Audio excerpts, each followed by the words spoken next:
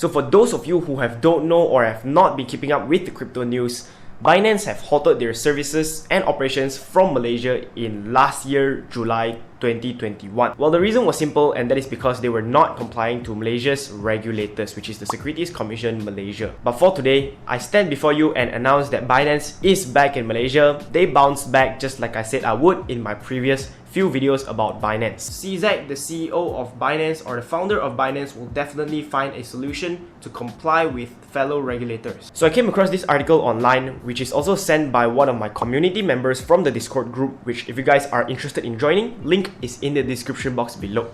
Cointelegraph said that Binance is now back and operating in Malaysia again. So they did it by acquiring a key stake in MX Global. So for those of you guys who do not know what MX Global is, it is basically one of the 4 only companies in Malaysia that is regulated by Securities Commission Malaysia that gives or provides crypto exchange services. People always say to learn from someone who has what you want, and I think that this is the perfect example for you guys. Binance wants to provide its services for Malaysians, so by working around with exchanges that are already doing so will probably help them a lot just by complying with the regulators in Malaysia. No doubt that this is a very smart move from Binance. And speaking of learning from crypto exchanges or companies, Binance is also forming strategic partnerships around countries that have banned Binance in the past. Binance is also back in Singapore after they've announced an 18% stake in a private stock exchange, and as for UK that have banned Binance in the past, they are now working closely with PaySafe, which is one of the payment gateways in the UK. Apart from that, Binance is also back in Thailand after being banned by forming a very strategic partnership with